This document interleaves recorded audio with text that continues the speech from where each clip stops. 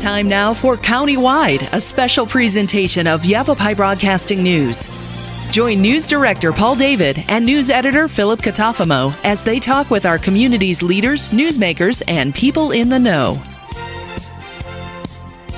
You'll hear about the hot topics in Yavapai County that affect all our lives.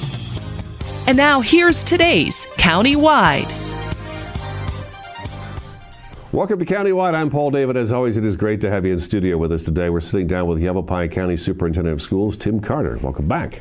Good morning. January, brand new year. School's back in session. Winter break's over. Did school go back in session? Yes, thank goodness. Yeah. Everybody's doing great? So far, so good. Yeah. So we got no reports of COVID problems at the schools or teachers or lack of teachers? There are a few. Okay.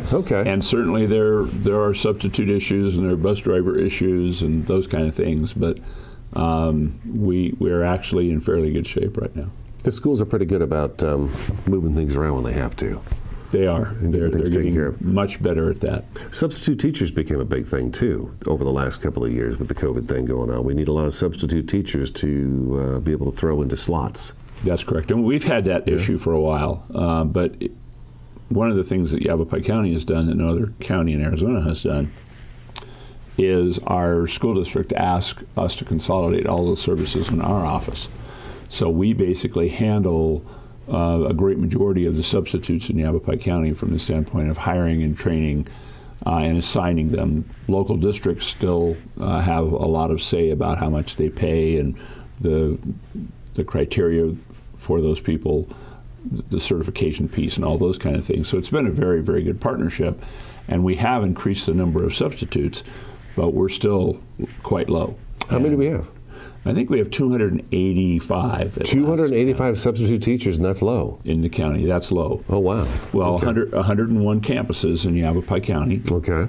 So when we think about that. Oh, my gosh, right, yeah. And so just multiply the size of that school by 101, and that's the potential number of substitutes you need at any time. And we also know there are certain days of the week, like Fridays and Mondays, where we're going to need more substitutes. We need more substitutes during the spring than we do during the fall, especially where you have high schools involved because of track meets and baseball games and softball games and band concerts and all those kind of things that happen. And so you may need a sub just for the afternoon for a dozen teachers. Okay. Well, that still has to be taken into consideration. Wow. So you need more substitutes. Are the requirements a little bit loose for the substitute teacher? The state board and the Arizona Department of Education has provided more flexibility without any doubt. But you still basically need a teaching certificate, and for that you need a bachelor's degree in most cases. Now, there are some exceptions. If a school district has an emergency, then they can declare that and then do something less than a bachelor's degree. But in most cases, districts and charters are trying to stay above that bar. Okay, so you're like a dispatcher.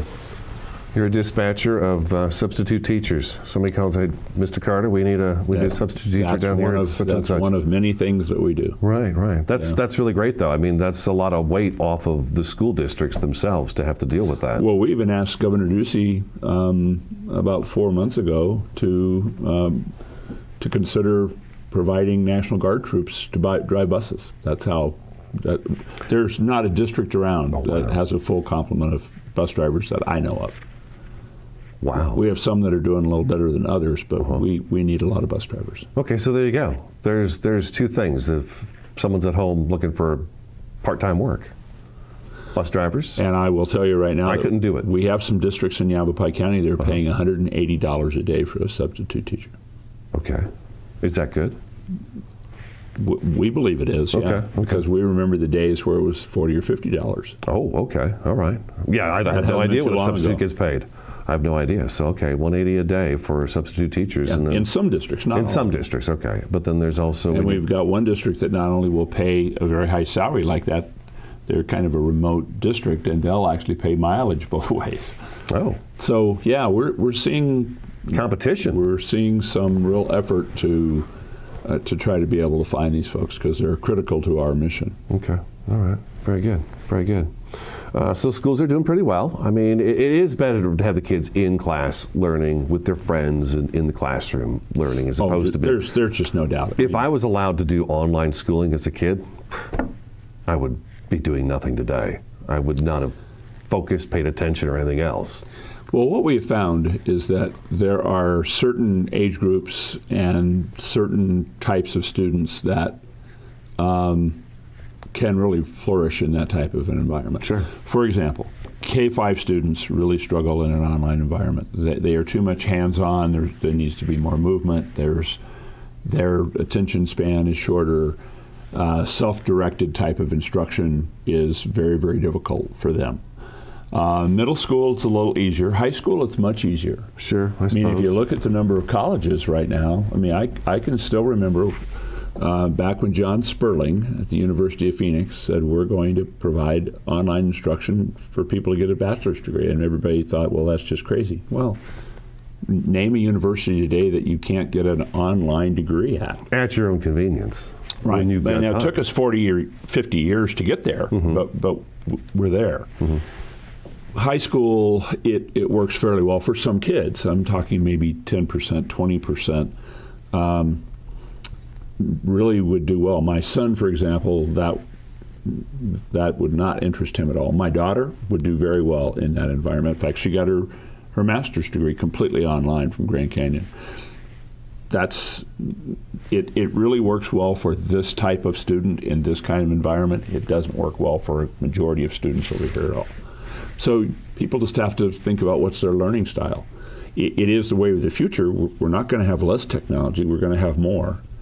Yeah. And I will tell you that if there was a silver lining to the whole COVID issue, it was making traditional types of districts and charters think very differently about how we deliver instruction.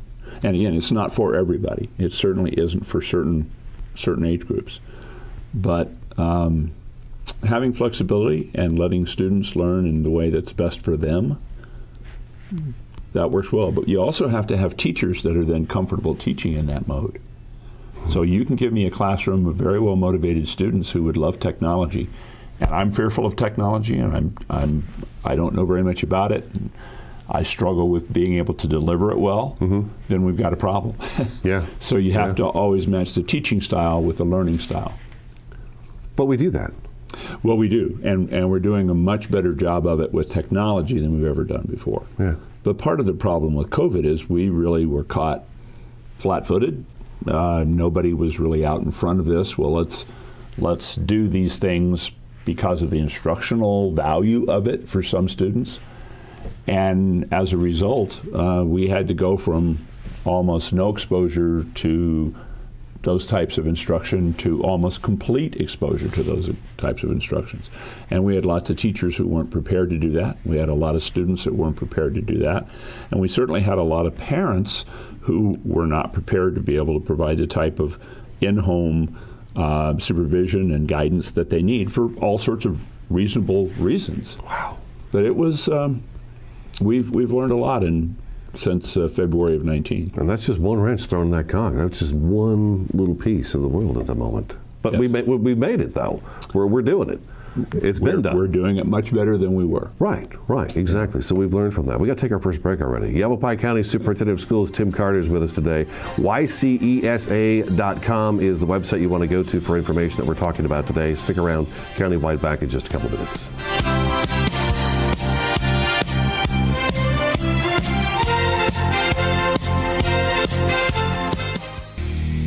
Terrifying Jobs, Bull Rider, take two. Cliff, this seems like a really terrifying job. Why do you do it? I love protecting the bull riders when they get bucked up. How big are these bulls? 12 to 2,200 pounds of pure muscle. You're not cowed by any of this, obviously. Is there anything that scares you? Yeah, distracted drivers terrify me.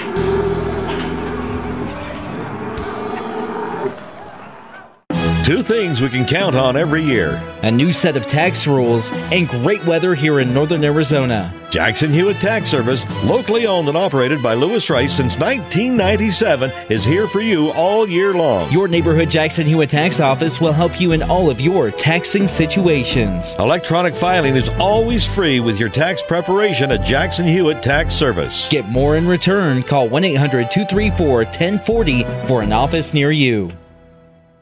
The EPA says C&B Construction ranks in the top 1% nationally. C&B Construction invites you to see what energy efficiency and indoor air quality can be. We have won another Department of Energy Innovation Award, and C&B Construction is the only contractor in the country to win 6 consecutive EPA Indoor Air Plus awards. Experience our zero-energy, move-in ready homes at Crossroads at Mingus. C&B Construction, locally respected, nationally recognized. Find out more at C&B Homes.com. Award-winning Soundbites Grill is an entertainment restaurant located in Uptown Sedona at the Hyatt Pinion Point Resort. Open for lunch and dinner, featuring fresh fish, all-natural hand-cut beef, even a full vegan menu. Family-friendly, open 11:30 to 9, late dining on Friday and Saturday. Soundbites Grill has some of the best views of the Sedona Red Rocks. Offers world-class entertainment, food, fun, and music.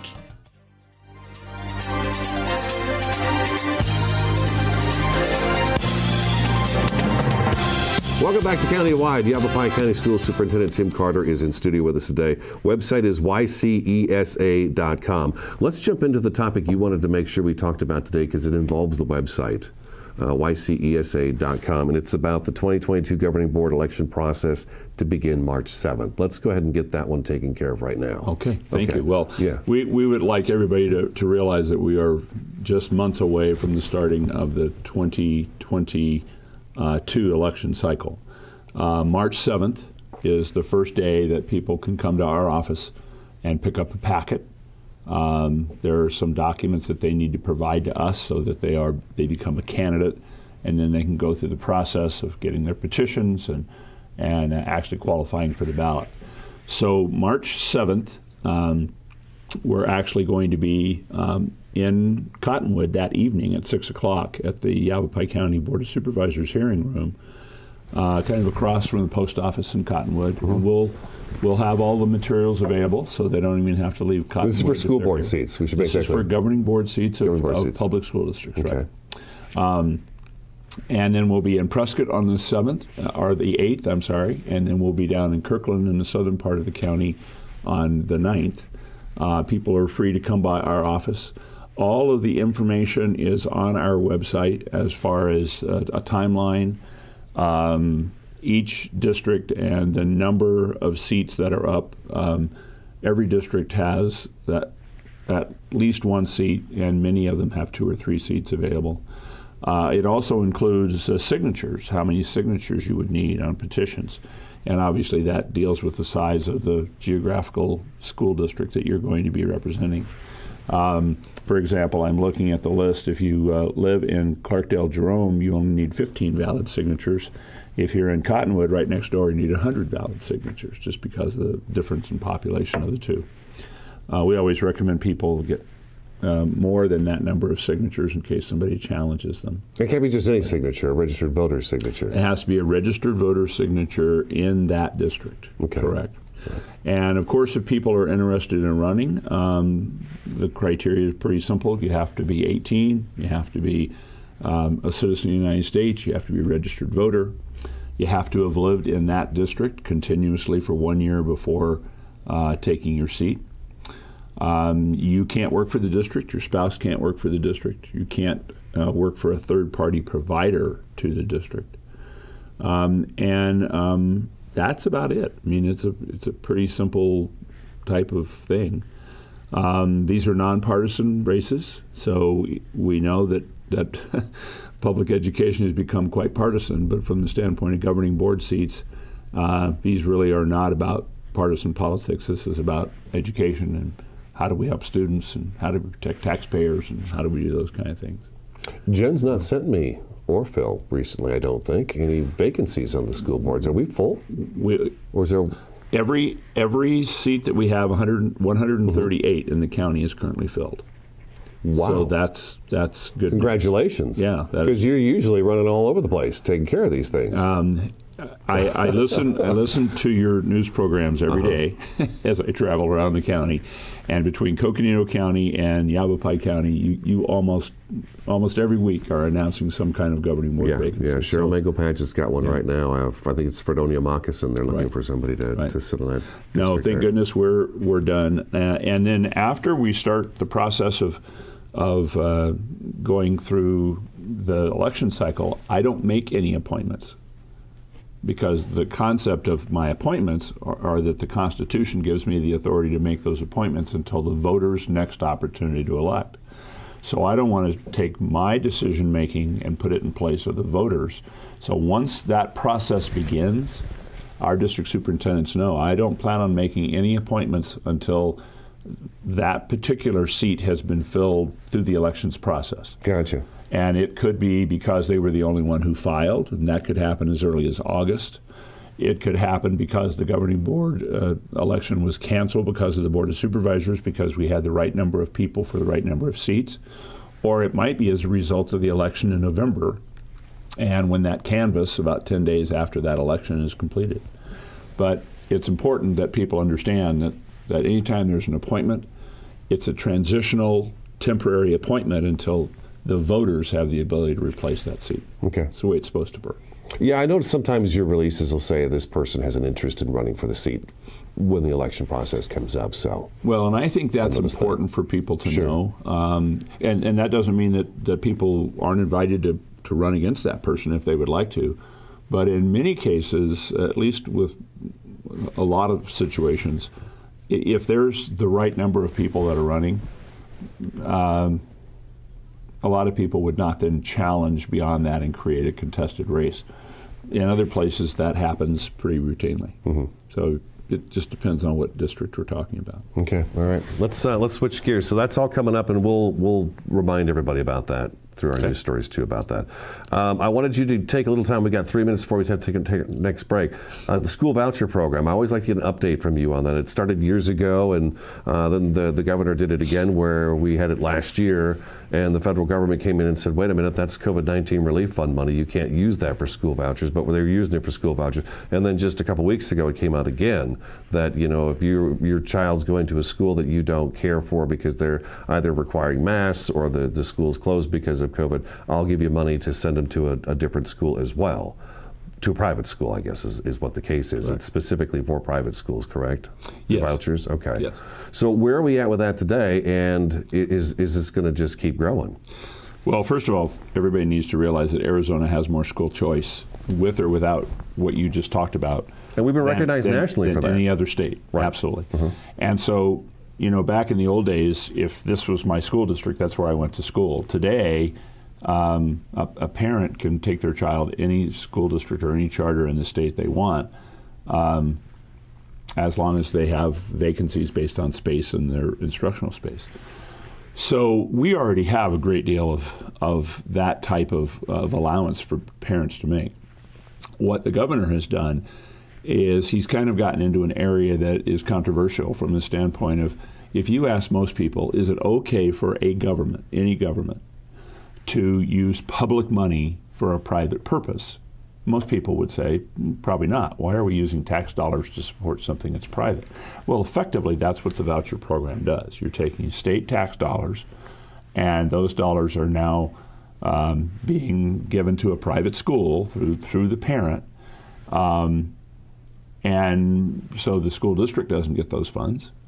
In fact, nobody gets those funds other than the parent to go to a private school. And I'm certainly not criticizing private schools. I went to Grand Canyon University, which is a private college. I mean, I see the value of private schools, but the issue is, if it's using public funds, should it support a private purpose? And then this is compounded, as you mentioned, the fact that these are federal funds. And federal funds, as you know, have their own strings attached. In fact, there's already been some communication between the federal government and the governor's office about, we think you're using this inappropriately. And now he is kind of doubled down on that, is expanding it even further. We'll see what happens. I mean, potentially, all of those dollars would have to be returned from the state to the federal government, and we don't know if that's going to happen or not, but it certainly could happen. Okay. So it's controversial, and people like it or they don't like it, but indeed it's happening at this point. I mean, if people wanted to know more about it, they could simply go to the governor's website, and there's information right there. Oh, yeah. Up to $7,000 per family. Mm-hmm. Okay. All right. Let's take our second break. Yavapai County School Superintendent Tim Carter is in the studio with us today. YCESA.com is the website. YCESA.com. Stick around. Countywide back in just a couple minutes.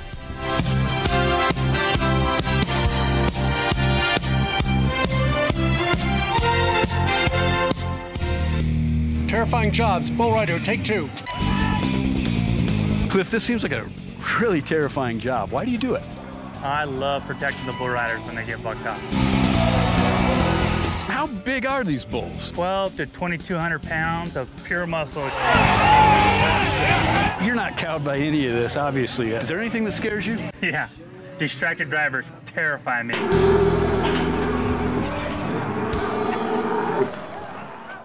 Two things we can count on every year: a new set of tax rules and great weather here in northern Arizona. Jackson Hewitt Tax Service, locally owned and operated by Lewis Rice since 1997, is here for you all year long. Your neighborhood Jackson Hewitt Tax Office will help you in all of your taxing situations. Electronic filing is always free with your tax preparation at Jackson Hewitt Tax Service. Get more in return. Call 1-800-234-1040 for an office near you. The EPA says C&B Construction ranks in the top 1% nationally. C&B Construction invites you to see what energy efficiency and indoor air quality can be. We have won another Department of Energy Innovation Award, and C&B Construction is the only contractor in the country to win 6 consecutive EPA Indoor Air Plus awards. Experience our zero-energy, move-in ready homes at Crossroads at Mingus. C&B Construction, locally respected, nationally recognized. Find out more at C&B homes.com. Award-winning Soundbites Grill is an entertainment restaurant located in uptown Sedona at the Hyatt Pinion Point Resort. Open for lunch and dinner, featuring fresh fish, all-natural hand-cut beef, even a full vegan menu. Family-friendly, open 11:30 to 9, late dining on Friday and Saturday. Soundbites Grill has some of the best views of the Sedona Red Rocks. Offers world-class entertainment, food, fun, and music.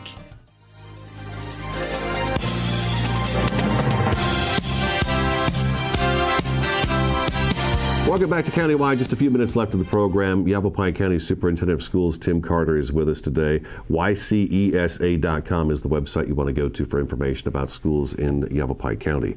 Legislature session kicked off Monday. I got to imagine you're going to be down at the legislature at some point in time doing something. I am usually down there at least one day a week, sometimes 2, usually on the days where the House and the Senate Education Committee meet.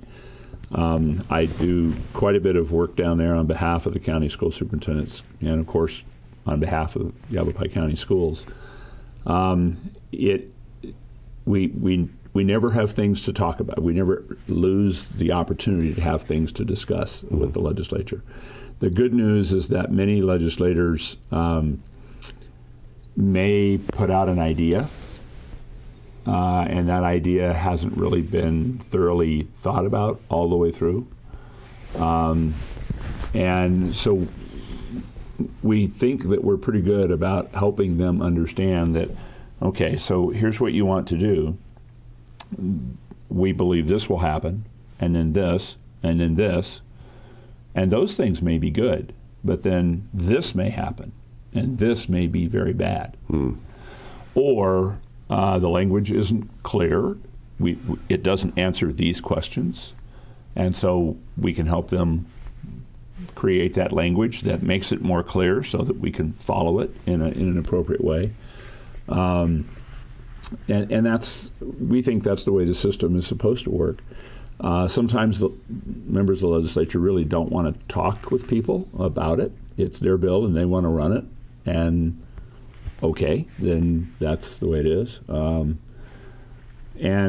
of course, COVID, the last couple of years, has made it much more difficult.